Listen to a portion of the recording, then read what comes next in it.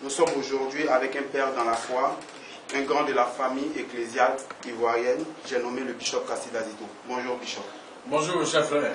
Samedi 19 mars, il y a eu un phénomène naturel dans le ciel ivoirien, c'est-à-dire un arc-en-ciel tout autour du soleil, ce que les scientifiques appellent un halo de soleil.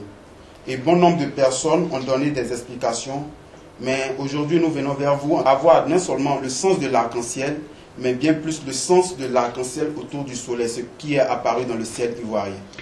C'est le symbole de la divinité. Vous comprenez? Le symbole de la royauté, ce que Dieu permet à un moment donné, comme un signe, il fait apparaître l'arc-en-ciel, pour voir et pour leur dire qu'il veut s'adresser à eux. Ou du moins c'est un langage de Dieu. C'est dans le contexte que Dieu parle. Pourquoi c'est maintenant que cet arc-en-ciel sort de façon spécifique? Et la façon dont il est sorti, ça veut dire quoi? Cette façon-là témoigne un peu l'action de la justice de Dieu. Et regardez bien dans Apocalypse 12, verset 1, dans Apocalypse 4, verset 3, dans Apocalypse 10, verset 1. Et souvent, quand l'arc-en-ciel apparaît, que l'interprétation arrive par rapport à l'événement. Et nous vivons dans une situation où la Côte d'Ivoire, le monde entier, a donné son point de vue par rapport à la situation de la Côte d'Ivoire. Alors, si les hommes ont fini de parler, et puis la situation perdue, qui encore peut s'adresser à la nation, au peuple ivoirien, pour que la paix revienne? C'est Dieu. Alors, c'est ce signe qui est apparu comme l'arc-en-ciel. Je voulais que tout le monde se tranquillise. Que chacun de nous se tienne d'abord, premièrement, à l'abri. Par la sagesse. Parce que ce qui est intéressant à retenir, qu'à chaque changement, il y a une douleur. Et Dieu va établir sa justice pour éradiquer le mal. C'est pourquoi tout à l'heure je vous disais d'enlever dans vos cœurs, dans le cœur de chacun de nous, que nous soyons capables d'enlever dans nos cœurs tout ce qui est penchant politique, penchant ethnique, religieuse et régionaliste. C'est là l'abri de Dieu. Ceux qui vont échapper à ce changement, c'est tous ceux qui sortiront de ce cadre-là. C'est ceux qui se mettront à l'abri de Dieu. Parce que c'est comme un vent qui va souffler. C'est comme une tempête.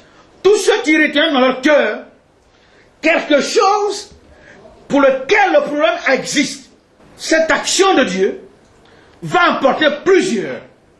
Je crois qu'il y a une seule chose que je vais recommander, c'est la prière. Parce que Dieu est en train de rentrer en action, en jugement. Dieu va agir. Le signe de l'arc-en-ciel, je voudrais vous tranquilliser, c'est un fait, c'est un événement. Qu'est-ce que cela veut dire? Et c'est ce que je veux que tu retiennes. Cela est un langage de Dieu. Dieu est en train de dire, faites taire vos âmes, faites taire vos querelles, arrêtez que le sang coule, tournez-vous à moi. Si vous ne venez pas à moi, moi l'Éternel, je vais maintenant agir. Et quand Dieu veut agir, Osée 2, verset 20 nous dit, Dieu ne tient pas compte d'une âme, d'une épée quelconque, mais Dieu agit par sa main triomphante et par sa puissante. Je suis un peu dans la foi, mais je suis en train de vous amener à comprendre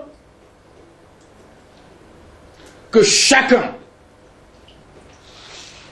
se tienne à la brèche. Parce que Dieu va établir la justice en Côte d'Ivoire. Cette justice que les hommes n'ont pas pu établir.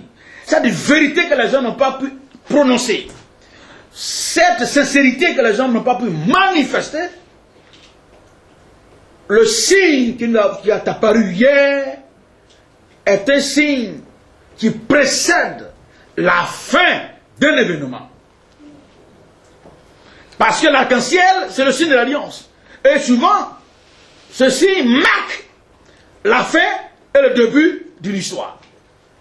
Alors, je voudrais vous interpeller. Je voudrais parler à l'esprit de tous ceux qui me voient et qui m'entendent, qui sont en Côte d'Ivoire en particulier. Que l'heure à laquelle nous sommes appelés à désarmer nos cœurs.